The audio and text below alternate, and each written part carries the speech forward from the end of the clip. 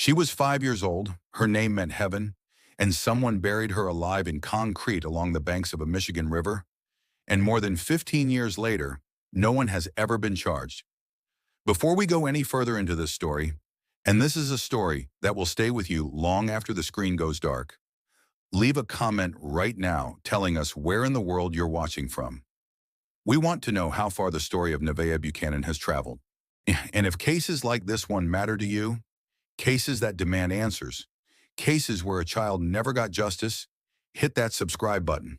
Because tomorrow we uncover another case that will stay with you long after the screen fades to black. There is a photograph that sits inside the Monroe County Sheriff's Office in Michigan. It hangs on a wall in the law enforcement complex, framed between two other photographs of the same little girl. In each one, well, she looks slightly different, the way children change rapidly in the first years of life. But in every single photograph, the smile is exactly the same. Wide, bright, unstoppable. Above the photographs, a small placard reads, "In memory of Nevaeh Buchanan." Below it, another, "Never forgotten." If you study her name for a moment, Nevaeh, you might notice something. It is the word heaven spelled backwards. For those who know what happened to this child, that detail is not a coincidence. It is not a curiosity, it is a wound. Monroe, Michigan sits on the western shore of Lake Erie, roughly 33 miles southwest of Detroit. It is a working-class city of approximately 20,000 people, a place shaped by the rhythms of industry and the steady pulse of the River Raisin, which runs quietly through its landscape before emptying into the lake. Monroe is not a city that appears often on national maps. It is the kind of place where people know their neighbors, where the same families have lived on the same streets for generations, where the pace of life feels, at least from the outside, predictable, ordinary. But Monroe, like most places in America, carries its darkness quietly.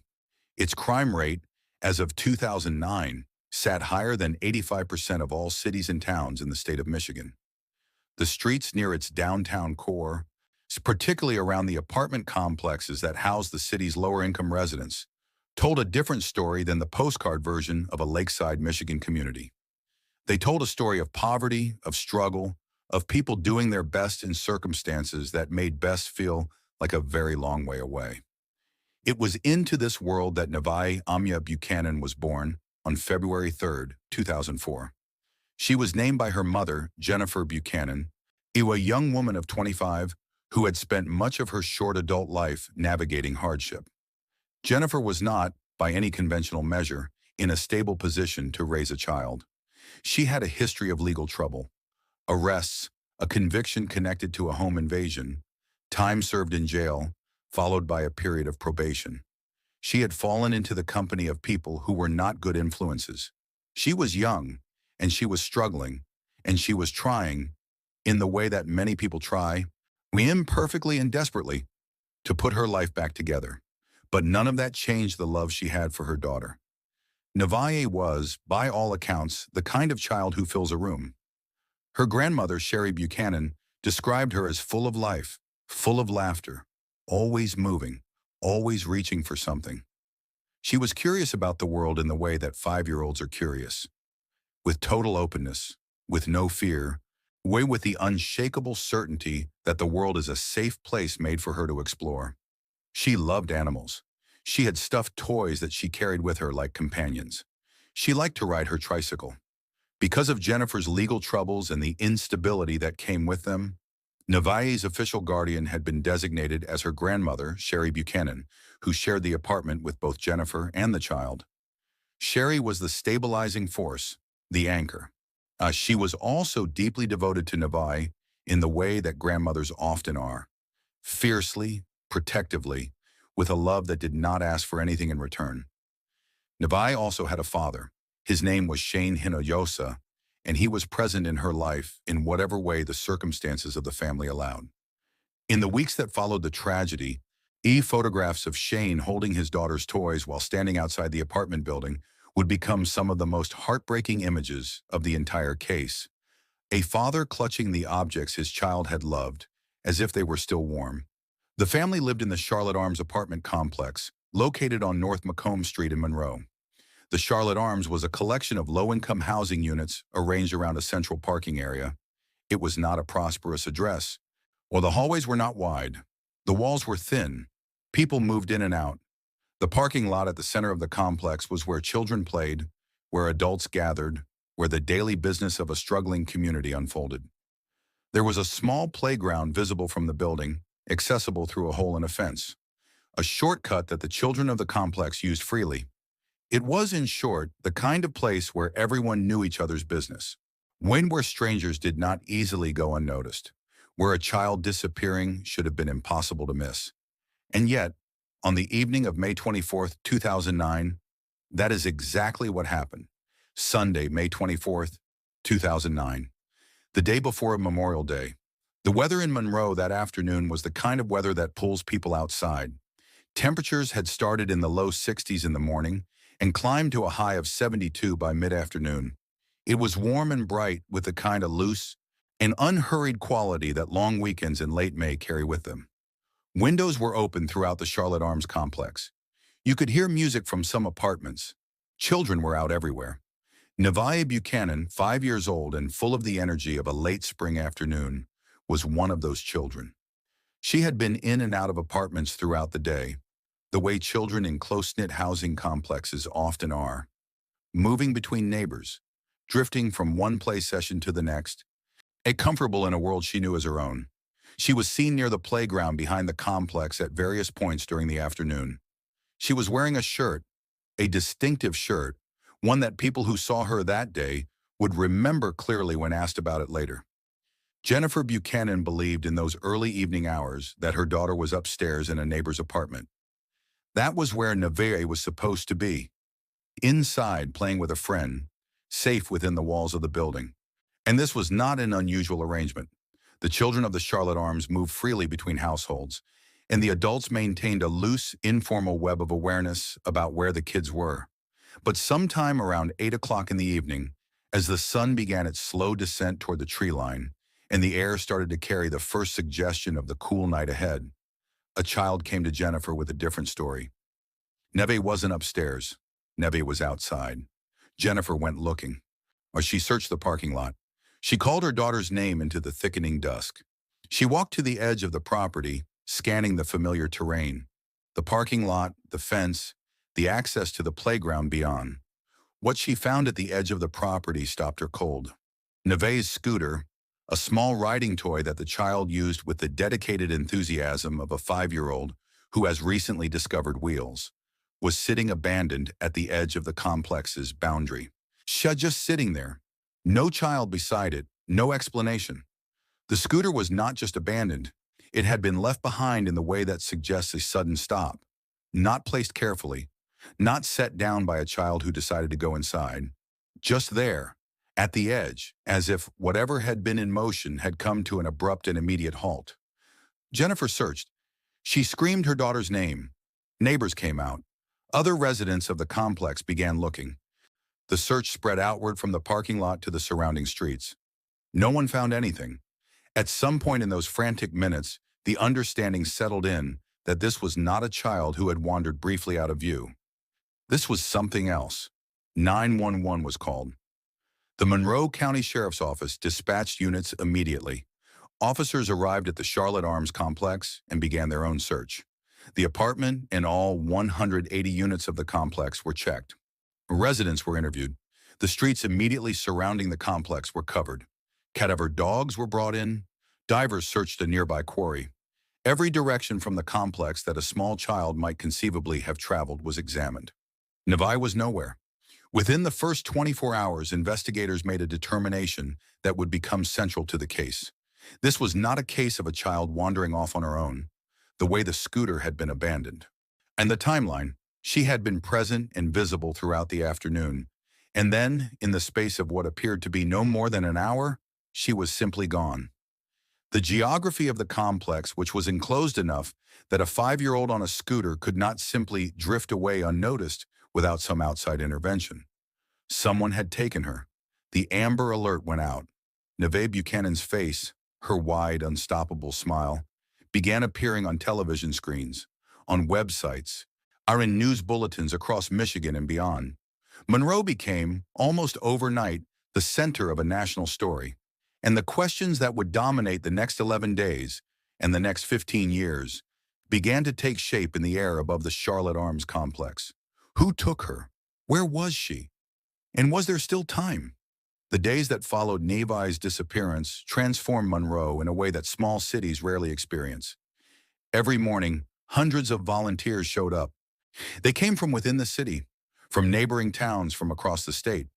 They organized themselves into search parties and spread out across Monroe County, through fields, along roadsides, through wooded areas, along the banks of the River Raisin and its surrounding floodplains. They carried photographs of Nvea. They knocked on doors. They searched places that seemed unlikely, because when a child is missing, no place is too unlikely. Once the Monroe County Sheriff's Office was running a full investigation, detectives were working multiple angles simultaneously. The FBI came in to assist, bringing additional resources and investigative expertise to a case that had quickly moved beyond the capacity of a county sheriff's office working alone. Tips began flooding in, hundreds in the first week, then more than 500 as the investigation deepened. Each one had to be evaluated, categorized, followed up on. Sheriff Tillman Crutchfield became the public face of the investigation. At press conferences held in those early days, he was careful with his language, measured, deliberate, neither offering false hope nor abandoning it entirely. He confirmed that investigators were treating the case as an abduction. He confirmed that multiple angles were being pursued, and he confirmed what the community had already begun to fear. Whoever was responsible for taking Nvea was, to the best of their knowledge, he's still out there. In my opinion, Crutchfield said at one of those early press conferences, his face tight with the weight of what he was describing, it is a very sick or disturbed person we are looking for. A person that is able to abduct and murder an innocent 5-year-old child. He used the word murder, not disappear, not take, murder. It was, for the people of Monroe who were still holding on to hope that Nvea might be found alive, a chilling choice of words. But investigators, even in those early days, were operating under no illusions about what the circumstances of her disappearance likely meant. Meanwhile, within the investigation itself, 2 names had almost immediately risen to the surface. Their names were George Kennedy and Roy Lee Smith. Both men were friends of Jennifer Buchanan. Both men were registered sex offenders. And both men, as the investigation quickly established, and had been in close proximity to Nvea in the days and weeks leading up to her disappearance. George Kennedy was 39 years old. He had a history that, on paper, was a red flag of the highest order. He had been convicted of criminal sexual conduct, a rape charge, in 1998. Court records also showed a 2002 charge for home invasion and accosting a 13-year-old girl. The charges were combined in a plea agreement that allowed him to be released from prison in 2003, and after which he was placed under supervision conditions that specifically required monitoring around minors and prohibited him from being in possession of child clothing, toys, or games.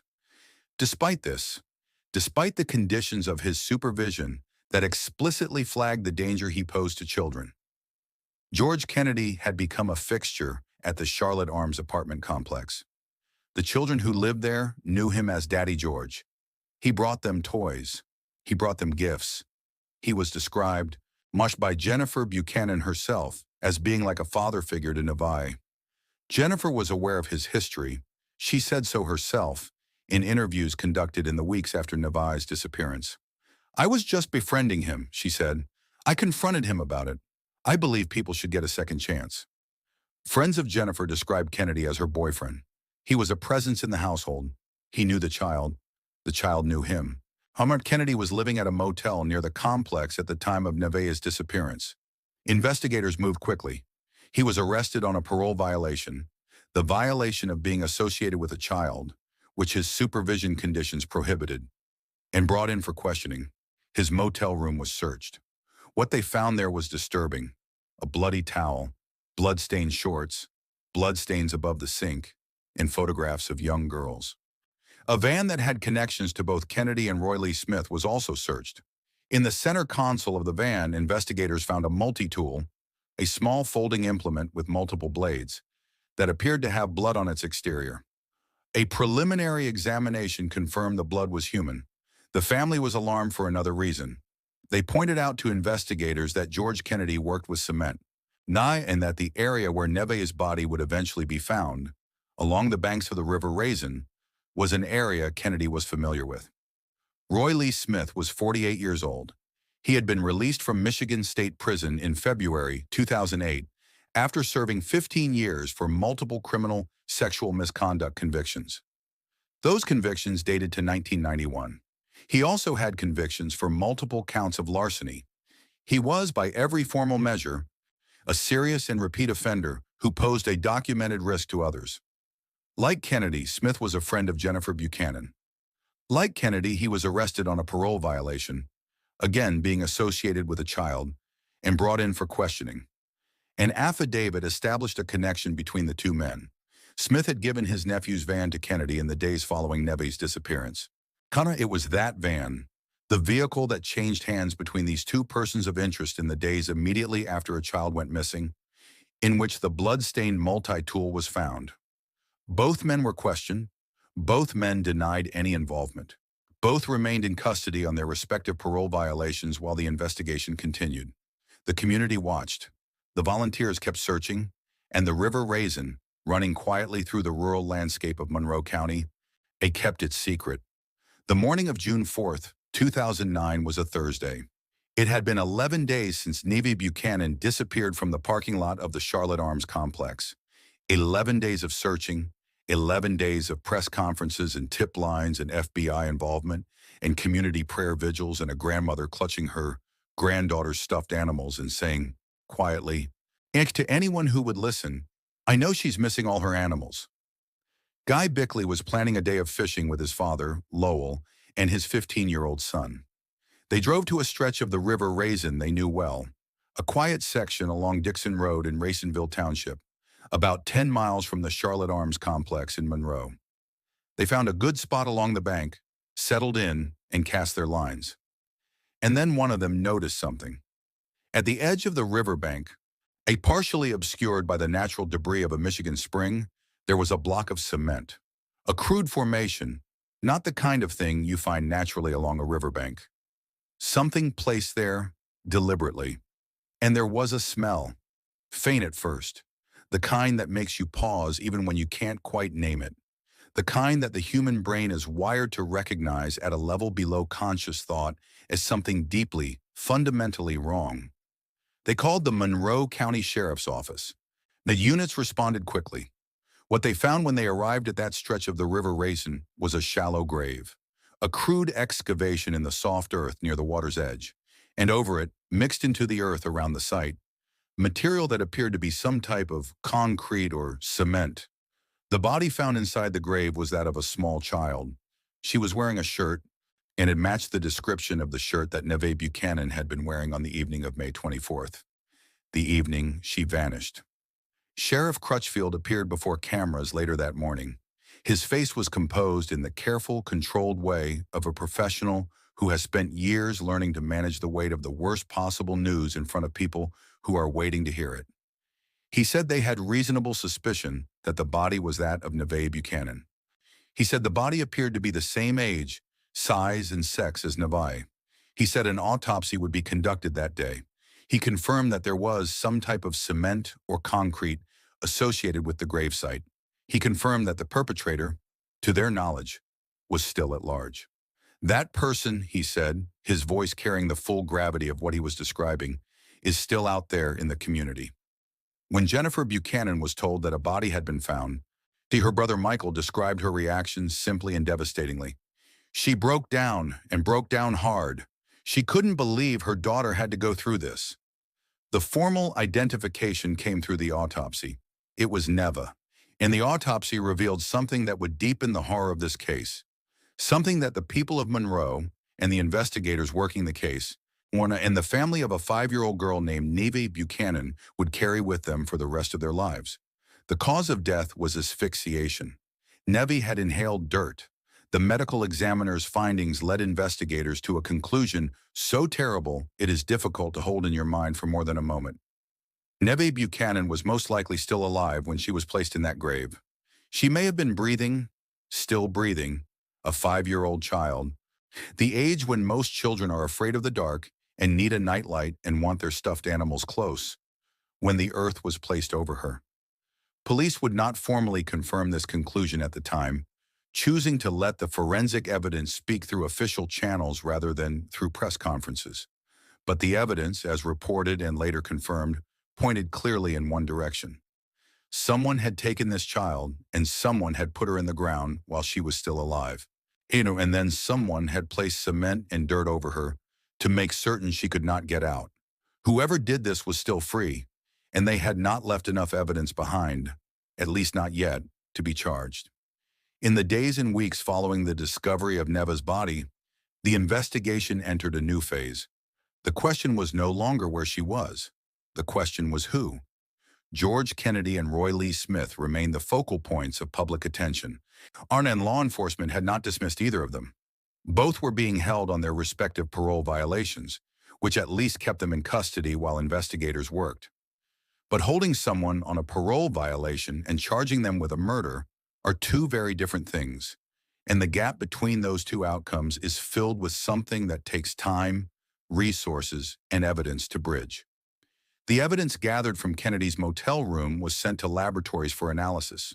The blood-stained items, the towel, the shorts, the multi-tool from the van, were submitted for forensic testing. The photographs of young girls found in the room were examined. Every piece of physical evidence that could be analyzed was analyzed. And then there was the matter of polygraph tests. Jennifer Buchanan took a polygraph. According to reports from within the investigation, she failed it. George Kennedy also took a polygraph. He failed as well. These results were significant within the investigation's internal logic, but they are not on their own legally actionable. Polygraph results are not admissible as evidence in Michigan courts. They are, at best, investigative tools, ways of shaping the direction of an inquiry, identifying areas that warrant closer examination. The failures noted in both Jennifer's and Kennedy's tests told investigators something, but they did not, by themselves, provide a path to charges. Kennedy, in a jailhouse interview conducted during this period, was direct. He denied everything. "I didn't take her, and I definitely didn't kill her," he told a reporter from the Toledo Blade. He said he had no clue who might have been involved.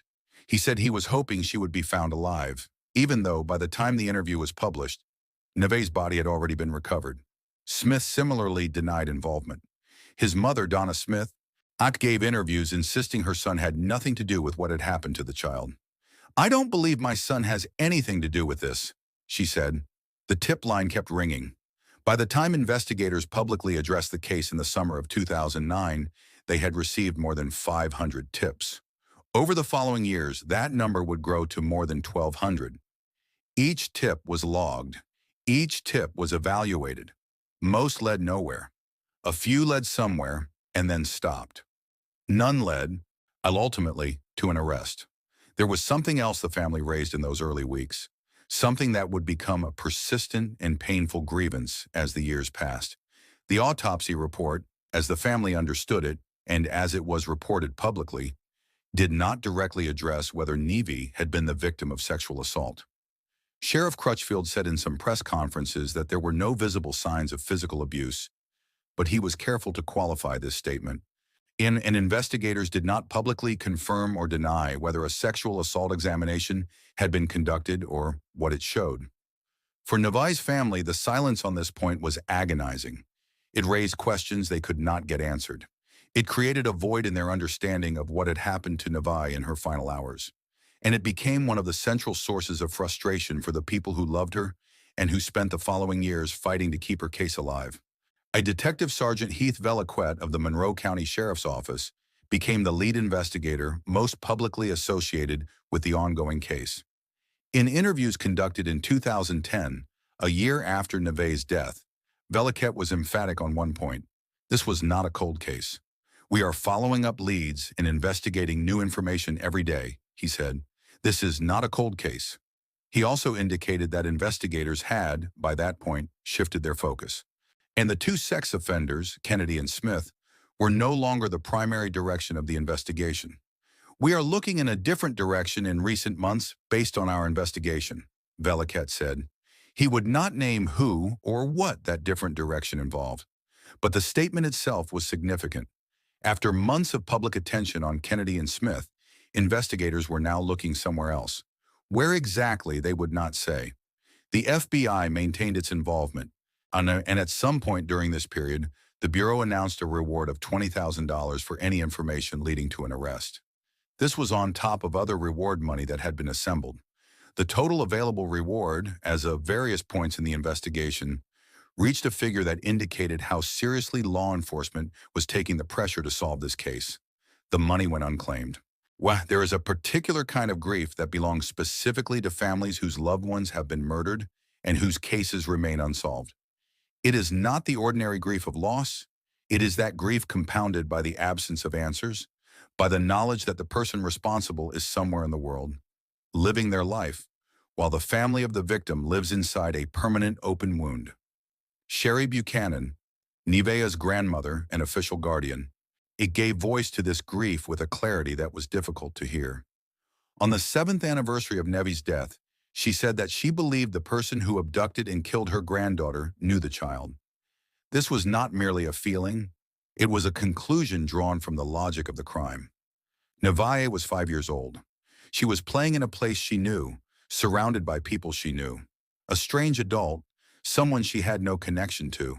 One would have been visible to her in a very different way than someone she recognized, someone she trusted, someone she would have been willing to approach or follow without alarm. Sherry Buchanan passed away in the years after Nevaeh's death. She went to her grave without knowing who killed her granddaughter, without knowing why, without the closure that justice might have provided, even imperfectly.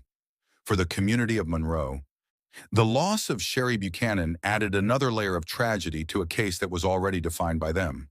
The grandmother who had held vigil, who had clutched her granddaughter's stuffed animals in front of cameras, who had said with quiet ferocity that she would get to whoever was responsible, she never got the chance. Into the space left by Sherry's death, and by the absence of any official resolution, stepped Nevaeh's cousin, Risa Smith. Risa Smith was not a detective. She was not a forensic specialist or a criminal investigator. She was a member of the Monroe community who had been close to Nvea, who had watched the case unfold in real time, and who had made a personal decision that she would not allow the child's story to be forgotten. She created a Facebook page, Justice for Nevaeh, and maintained it with a persistence that speaks to a particular kind of love. She kept notes. She built timelines. She conducted her own interviews with potential witnesses in and around Monroe. She lugged binders of information into media interviews, spreading them open to show reporters the depth of her research. She posted updates on the anniversary of Nevaeh's death every year, asking the public to think back, to remember, to come forward with anything they might have seen. "This is with me for the rest of my life," Risa told reporters in 2022. "Even after 13 years, I get choked up." She spoke about the person who did this, whoever they were, wherever they were, with a specific, concentrated intensity. "I ask myself all the time, did they wake up and have a bad day? What was going through their minds? How could they have done this? What were they thinking? I mean, did she cry? Did she beg them to stop? That person has to live with that, and it just blows my mind to think someone could live with that." Risa also shared over the years fragments of information that had come to her through the rumor networks and tip lines of a small community trying to process an unsolved crime. At one point, she said investigators had told the family they believed they knew who was responsible, that the person was already in prison on unrelated charges, specifically domestic violence. But believing someone is responsible and being able to prove it in a court of law are two very different standards. And the gap between them is where Nevaeh's case continued to live. "They said they had a man in prison that's responsible," Risa said. "I have a tough time swallowing that, because I feel like if you can tell me a person's name, or who it is, or why you think they're responsible, I feel like there should be evidence to charge him.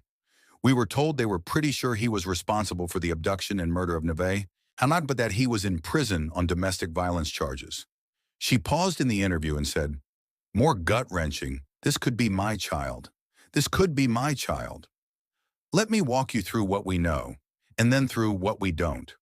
We know that Nevaeh Buchanan disappeared from the parking lot of the Charlotte Arms apartment complex in Monroe, Michigan, on the evening of May 24, 2009. We know that she was 5 years old, that she had been playing outside despite being expected to remain inside, and that the last visible sign of her was her scooter, abandoned at the edge of the property. We know that her body was found 11 days later, on June 4, 2009, along the bank of the River Raisin near Dixon Road in Raisinville Township, approximately 10 miles from where she disappeared.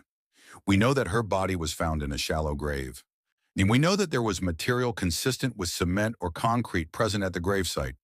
We know that the cause of death was asphyxiation and that the medical evidence indicated she had inhaled dirt, a finding that led investigators to believe she was alive when she was buried. We know that investigators named two men as persons of interest, George Kennedy and Roy Lee Smith, both registered sex offenders who were acquaintances of Jennifer Buchanan, Nvea's mother. And we know that both men were questioned extensively, that evidence was gathered from Kennedy's motel room and from a van connected to both men, and that both men failed polygraph examinations. We know that neither man was ever formally charged with anything connected to Nevaeh's murder.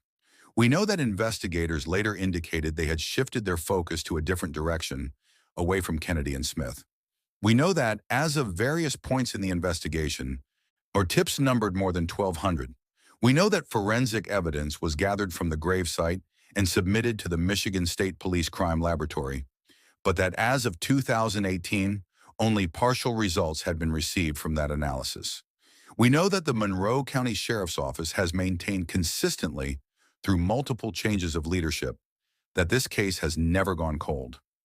Sheriff Goodnow, who held the position in more recent years, was explicit: this is not a cold case. There are still leads to pursue.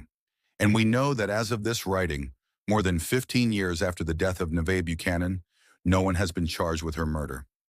Now let me walk you through what we don't know, because this is where the case lives, and this is where the weight of it sits most heavily. We do not know who took Nvea from the parking lot of the Charlotte Arms complex on the evening of May 24, 2009. We do not know whether she knew the person who took her or whether they were a stranger. We do not know what happened to her in the hours between her disappearance and her death. We do not know who dug the grave on the banks of the River Raisin.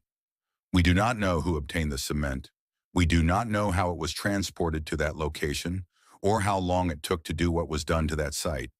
We do not know what the forensic evidence collected from the gravesite ultimately showed, because that information has not been fully released publicly. We do not know who the investigators believe is responsible. We know, through the account Risa Smith has shared, that at some point investigators communicated to the family that they had a person in mind, someone already incarcerated. But we do not know that person's name, their connection to the case, or what evidence does or does not exist against them. And we do not know, and perhaps this is the question that sits at the very center of this tragedy, whether justice will ever come for Nevaeh Buchanan. It is important, when examining this case, to spend some time with the people who were drawn into the orbit of law enforcement's attention, not to accuse anyone who was never charged, but to understand what investigators saw, what concerned them, and why this case proved so difficult to move from suspicion to prosecution. The George Kennedy's history is the one that looms largest in the public record of this case, and for reasons that are difficult to set aside.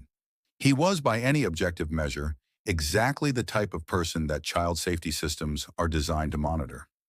His conviction history showed a pattern. First, the rape conviction in 1998, then the combined charges of home invasion and accosting a 13-year-old girl in 2002, resulting in a plea deal that reduced his prison time. His supervision conditions after release were specifically designed to keep him away from children. He was prohibited from being around minors, prohibited from possessing child-related items, required to be monitored, and yet he was Daddy George to the children of the Charlotte Arms. He brought toys. He brought gifts. He was Jennifer Buchanan's companion, described by her friends as her boyfriend. And he was embedded in the daily life of a child who was 5 years old and who had no way of understanding what his history meant. The evidence found in his motel room, the blood, the photographs of young girls, was alarming enough to command sustained investigative attention. The connection between the van that changed hands between him and Roy Lee Smith in the days following Nevaeh's disappearance and the blood-stained tool found within that van suggested to investigators that something significant had occurred involving these two men and these objects in the days surrounding the crime. But forensic analysis, even with all of that, did not produce a result that reached the threshold required for charges. The blood found in the motel room and on the tool was human, but whose? The photographs of young girls were disturbing in context, but were they evidence of a specific crime or evidence of a predatory mindset that had not, in this instance, produced the physical connection to Nvea that prosecutors would need? This is the brutal reality of forensic investigations. Evidence that is damning in its circumstantial weight must ultimately be connected to the specific crime through a chain of physical proof that survives legal scrutiny. The investigation into Kennedy and Smith did not appear to produce that chain, at least not one that prosecutors were willing to present in court. A Roy Lee Smith's profile was similarly alarming. 15 years served for criminal sexual misconduct, multiple convictions for larceny, released in February 2008, barely a year before Nvea's disappearance. His connection to Kennedy, formalized in the days after Nvea vanished through the van exchange, gave investigators a documented link between the two men. But again, documentation of a link between two persons of interest is not, by itself, evidence of guilt in a specific crime. The shift in investigative focus that Detective Veliket referenced in 2010, the acknowledgement that they were looking in a different direction, is one of the most significant and least examined details of this case. It suggests that by the one-year mark, investigators had determined, based on evidence available to them and not publicly disclosed, that the primary direction of the case was not Kennedy and Smith. This does not mean either man was cleared. It means that something else had come to the attention of investigators that they believed was more significant. What that something else was has never been publicly disclosed. The family's account, passed through Risa Smith and others who had communication with law enforcement over the years, suggests that at some point, investigators developed a belief about a specific individual. An individual who was, at the time that belief was communicated to the family, already incarcerated on domestic violence charges. An individual whose name was not released, whose connection to the case was not specified, but whose guilt investigators apparently felt was likely. Pretty sure is not a legal standard. It is not evidence, it is not a charge. And it is not, for a family waiting for justice, anywhere near enough. No account of this case can avoid the figure of Jennifer Buchanan, Nevaeh's mother. And no account of her role in this story can be both honest and simple. Jennifer was 25 years old in May 2009. She was a young woman who had made serious mistakes. She had been convicted in connection with a home invasion. She had spent time in jail. She had been placed on probation. She acknowledged in interviews given after Nevaeh's death that she had fallen in with a bad crowd, that she had been in a period of her life marked by poor decisions and difficult consequences. She also acknowledged something that is perhaps the most painful dimension of her story. She had knowingly allowed two convicted sex offenders to be part of her life, and by extension, part of her daughter's life. She knew about George Kennedy's conviction history. She chose to befriend him anyway. She allowed him to become Daddy George to her 5-year-old child. She said she believed in second chances. This is not a simple moral situation. Jennifer Buchanan was a young mother who was struggling with serious issues in her own life. She was not in a position of stability or strength, and the judgment she exercised regarding the people she surrounded herself and her daughter with reflected the chaos of her own circumstances. None of this makes her responsible for what happened to Nevaeh, but it does explain why her name appeared, quietly and persistently, in the margins of the investigation. When asked whether Jennifer was a person of interest, Sheriff Crutchfield offered only no comment. That is neither confirmation nor denial. It is the language of an investigator who has not ruled something out, but does not have enough to say something definitive. Jennifer failed a polygraph examination. This fact was reported and not disputed. What it meant in the context of the investigation was never publicly explained. Did she fail because she was involved in what happened to her daughter? Did she fail because she knew more than she was telling investigators, not necessarily about the act itself, but about the circumstances and the people surrounding it? Did she fail because she was a grieving, traumatized, and deeply frightened young woman whose emotional state overwhelmed the instrument's ability to produce a clean result? These questions have never been answered. What can be said with confidence is that Jennifer Buchanan, whatever her failings as a mother, did not project the image of a woman indifferent to her daughter's death. Her brother described her breaking down completely when she learned a body had been found. Whatever she knew or didn't know, whatever she had done or hadn't done in the months and years leading up to May 24th, 2009, the loss of Nvea appears to have been devastating to her. That does not resolve the questions, and it only makes them more complicated. The location where Nvea's body was found tells us several things, and it raises several questions that investigators have not fully addressed in the public record. The River Raisin site was approximately 10 miles from the Charlotte Arms complex. It was a rural location, the kind of place that a person familiar with Monroe County would know about, but that would not necessarily be known to someone without local knowledge. Once the grave was dug near the riverbank, in earth that would have been relatively soft and workable, the presence of cement or concrete, a deliberate element, not something found naturally at a riverbank, indicates preparation. This was not an impulsive act. Someone acquired cement or concrete. Someone transported it to the site. Someone dug a hole large enough for a 5-year-old child.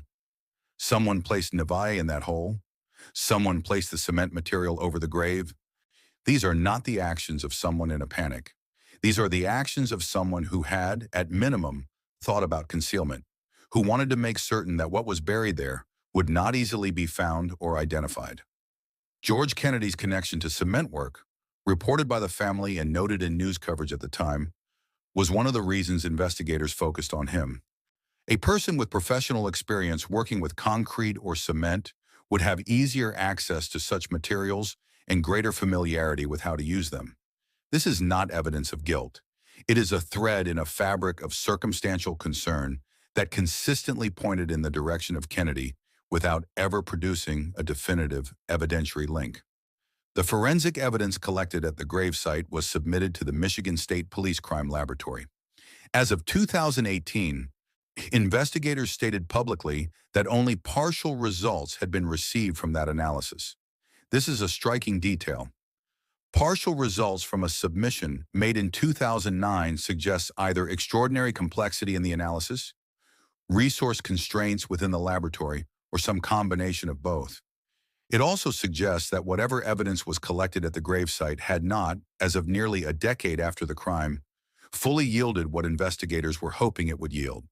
Modern forensic techniques, including genetic genealogy, the same technology that has cracked dozens of cold cases across the country, have transformed what is possible in cases where physical evidence was collected but could not be fully analyzed with the technology available at the time of the original investigation. If biological material was recovered from the gravesite, from Nvea's body, from the items buried with her, or from any other associated evidence, the possibility exists that genetic genealogy could, in theory, provide a path forward. Whether investigators have pursued this avenue has not been publicly confirmed.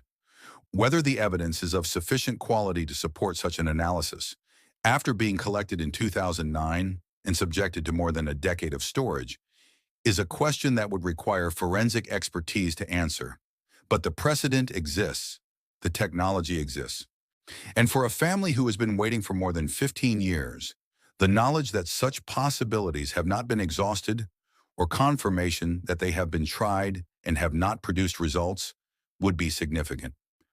I want to be careful here because we are in the territory of what we do not know, and in that territory, responsible storytelling requires a particular discipline. No one has been charged with the murder of Nevaeh Buchanan. Every theory must be presented as a theory. And every person named must be understood as someone who has not been found guilty by any legal process. With that stated clearly, let me walk through what investigators and community members have considered over the years. And the first theory that dominated the early phase of the investigation, and that has never been entirely abandoned by those who followed the case closely, is built on the following pillars. Nevaeh's age and the circumstances of her disappearance make it more likely that she was taken by someone she recognized and trusted enough to approach without alarm. Kennedy's history, his physical presence in the complex, his specific connection to Nevaeh as Daddy George, his work with cement, the evidence found in his motel room, and his failed polygraph all create a circumstantial profile that, in the eyes of many observers, is difficult to dismiss. Smith's connection to Kennedy, the van exchange, and the bloodstained tool add layers to this concern. What argues against this theory being definitively resolved is the fact that investigators themselves appear to have shifted focus away from these two men, which suggests that something in the evidence, perhaps the forensic results from the motel room and the van, did not produce the link that would have been needed. The second theory is what Detective Veliquette's 2010 statement points toward. And it is what Risa Smith's account of investigators' communication with the family appears to confirm, that at some point attention moved to someone different, someone whose name has not been publicly released, someone who was, reportedly, already in prison on unrelated charges when investigators communicated this belief to the family. If this theory is correct, it raises its own set of questions. Who is this person? What is their connection to Nvea or to the family? What evidence led investigators to focus on them? And why, if investigators were pretty sure of this person's responsibility, has no charge been filed? The answer to that last question, in the experience of true crime investigation, is almost always the same, because pretty sure does not survive a courtroom. Because evidence that makes investigators confident in a private investigation does not always meet the standard required for a prosecution that must prove guilt beyond a reasonable doubt. Because prosecutors do not charge cases they are not confident they can win, and the bar for a murder charge is, appropriately, very high. A third possibility considered by some investigators and analysts is that this may not have been the work of a single individual acting alone. The logistics of what happened to Nevaeh Buchanan, the abduction, the transportation, the digging of a grave, the acquisition and application of cement, suggest complexity. The presence of two connected persons of interest, both with violent histories, both linked through a van exchanged in the days immediately following the crime, will lend some weight to the idea that more than one person may have been involved. If more than one person was involved, the investigative calculus shifts. Multiple people holding a secret are inherently less stable than one. Over 15 years, circumstances change. Relationships break down. People go to prison for other crimes and face the calculus of cooperation. People die and leave behind records, correspondence, confessions. The longer a multi-party secret is held, the greater the probability that something eventually cracks. This, perhaps, is the most legitimate basis for the hope that Risa Smith and the Monroe County Sheriff's Office have both expressed. The belief that resolution is still possible, that the case is not truly cold, that somewhere in the fabric of this community, someone knows something and will eventually be moved to share it. I want to return for a moment to the name. Jennifer Buchanan named her daughter Nevaeh, Nevaeh, a heaven spelled backwards. It is a name that carries with it a particular kind of longing. The longing of a parent who wants to encode something sacred in the name of their child, who wants the child to carry, in her very identity, the suggestion of something transcendent, something beyond the ordinary boundaries of the world they are entering. Nevaeh. Heaven reversed. The cruelty of what happened to this child, placed against the hope embedded in her name, is the kind of cruelty that is very hard to face directly. Someone took a child named Heaven, spelled backwards, yes, but named for that place of perfect safety, and buried her alive in concrete along a Michigan river. Whatever beliefs you hold about what comes after, whatever comfort those beliefs do or do not provide, they cannot fully absorb the weight of what was done to Nevaeh Buchanan. She was 5 years old. She was afraid of the dark, in all likelihood. She wanted her stuffed animals. She rode her tricycle in the parking lot of a housing complex in Monroe, Michigan, on a warm May evening, and she was happy. And then someone took her, and that was the last time anyone who loved her saw her alive. The person who did this is somewhere in the world, or they were somewhere in the world, because more than 15 years have passed and time has a way of narrowing the universe of possibilities, and they have never been held accountable for what they did to Nevaeh Buchanan. When that is the fact at the center of this case, everything else, the investigation, the theories, the evidence, the persons of interest, the family's grief, the community's search, orbits around that single unmovable fact. Nevaeh Buchanan was murdered. No one has been charged, and the case remains open. The Monroe County Sheriff's Office has, to its credit, maintained a posture of active engagement with this case across multiple changes of leadership. Sheriff Goodnow, speaking in recent years, described an approach worth noting. If somebody has some information, regardless how minimal they may view it, please contact us here at the Sheriff's Office. Some people might say, I know police are doing something else, or I don't know that this has any connection to the crime. Let our detectives determine if it has a nexus or not. It's amazing what just a little piece of information can do to lead us in a direction that I'm confident will be a very favorable outcome. This is the language of a law enforcement agency that believes resolution is still possible. It is not the language of resignation. It is not the language of a case that has been filed away and forgotten. Whether that belief is warranted, whether the evidence that investigators have accumulated over 15 years, combined with the forensic technologies now available, is sufficient to eventually produce a charge and a conviction, is something that only the people inside that investigation fully understand. There is still reward money available.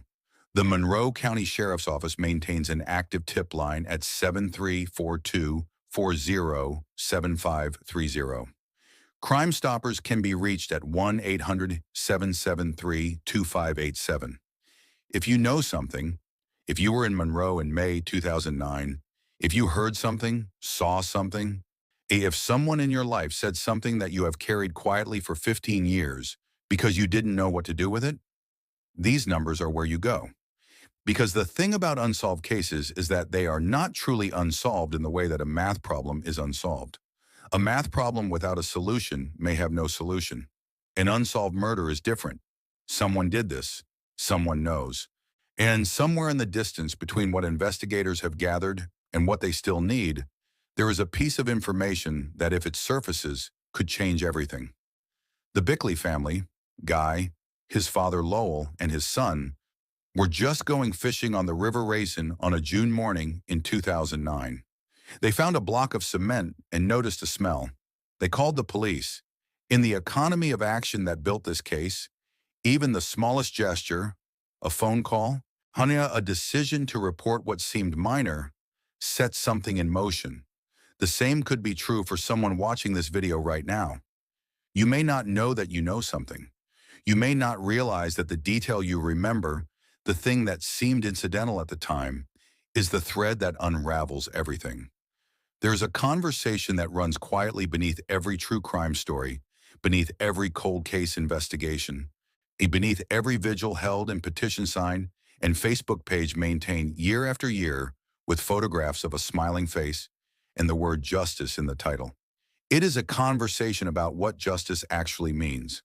In a legal sense, justice in this case would be an arrest, a trial, a conviction, a sentence.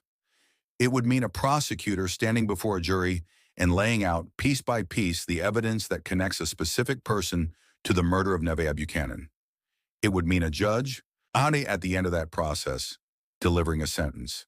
It would mean, in the most formal sense, that the system worked. But anyone who has spent time with families in cases like this one will tell you that the legal process, even when it functions perfectly, does not fully deliver what the word justice suggests. It does not give back what was taken. It does not reach back into a May evening in 2009 and change what happened. It does not give Nevaeh Buchanan her life back, or give her grandmother the years she spent waiting, or give Risa Smith back the time and energy and grief she has poured into the binders of notes she carries to every interview.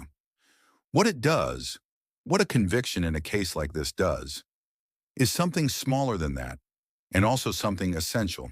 It ends a specific injustice.